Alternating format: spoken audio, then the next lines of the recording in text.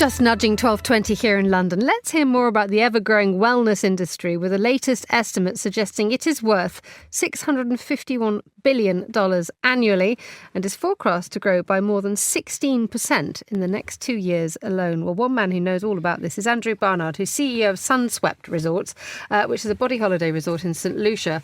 It's been around for the best part of 5 decades. Hello, Andrew. Good to have you in the studio. It's a pleasure. Apologies that we don't have the temperatures of St Lucia's to offer you today. Don't. It's no, sorry about that.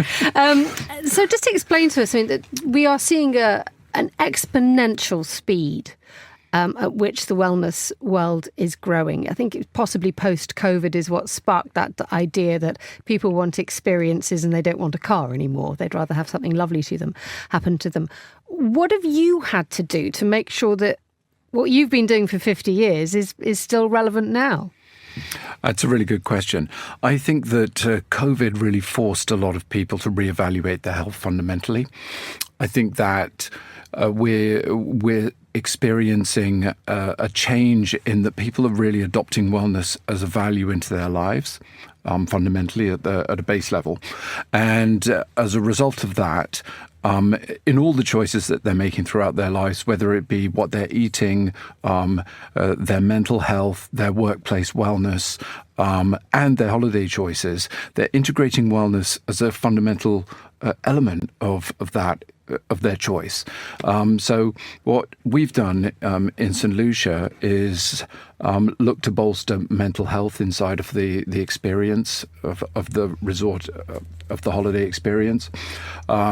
We've given people if you like, a buffet of life that they can choose from, and then bolt onto that all the elements of wellness that are going to support them on their journey, because we all need something different. What's a buffet of life? A buffet of life. I would say that in some wellness facilities or some holidays, they restrict you.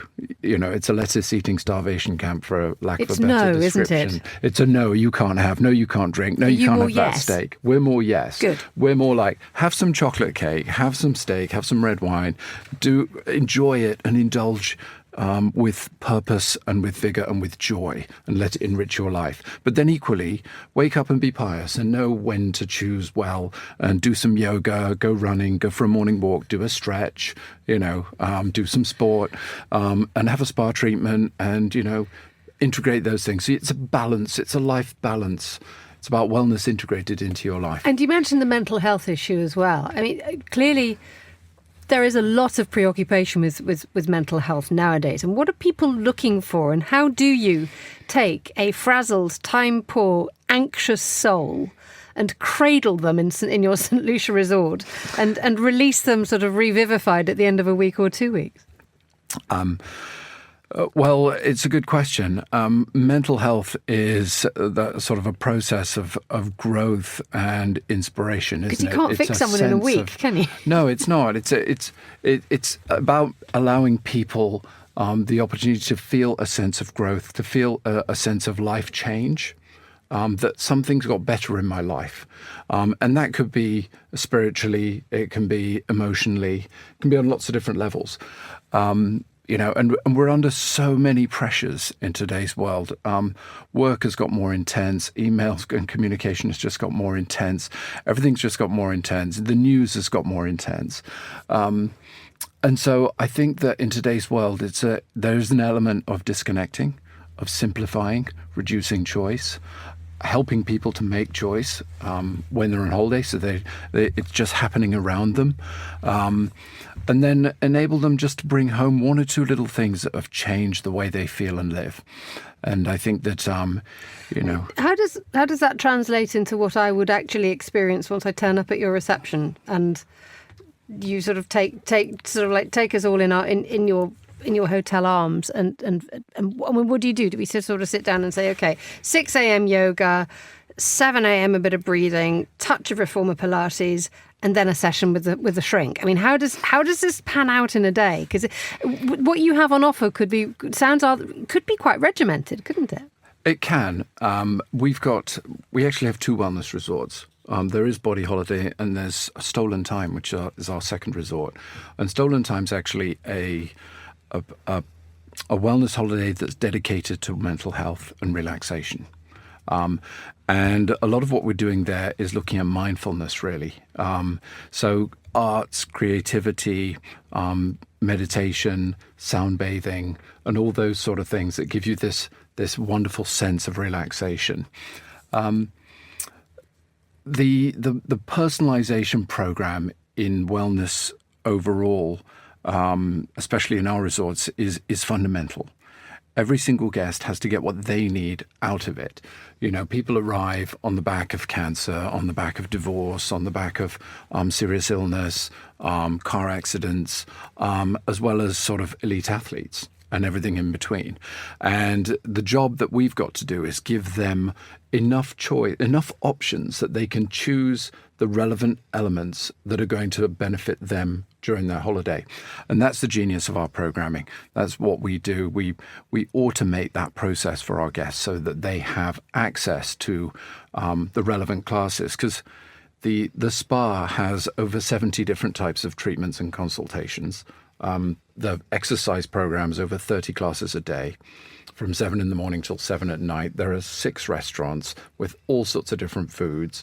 There's a land sports and activities program, a tennis center, golf, water sports. You can't get through it. Where do you see what? I mean, you're obviously piling a sort of every bone, muscle, and sinew into ensuring that this is the all-encompassing experience. With this area of wellness growing exponentially across hospitality, how do you see what you do in such a focused way being translated more generally into hospitality in the next 3 or 4 years? That's a good question. We're seeing a lot of the chain hotels that are not necessarily dedicated to wellness adopting a lot of what the destination spa market is doing, which is the market that we're in, really. You know, they're picking up elements of it, and they're bolting on to business hotels. More opportunities for wellness, more opportunities for relaxation, because the customers are demanding it. People are choosing hotels, resorts, destinations for business that enable them to carry on living their wellness lifestyle while they're away. And you've obviously your education and your background is hospitality management in the École Hôtelière de Lausanne. So there is, and you've been to Cornell in terms of management. So there is there's a deep knowledge in that. But you also, am I right in thinking that you have a certificate in artificial intelligence from the Saïd Business School in Oxford? Yes. At what point is artificial intelligence going to be introduced into hospitality? And I think it leads to a rather commonly asked question by certain members of this parish, which is, have you got rid of the iPad at reception? Because that's actually one of the biggest stress inducers that many people argue is part of the hospitality experience of today. Yes. I couldn't agree more. And in our resort, you turn up and there is no check-in. You actually get out the cab, you're given your key, and you walk straight to your room. Any QR codes?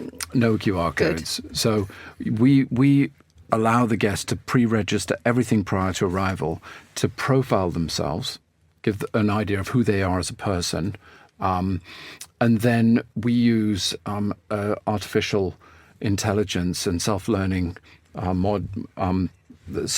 mechanisms to basically automatically provide the guests with a pre-thought program that is relevant to them.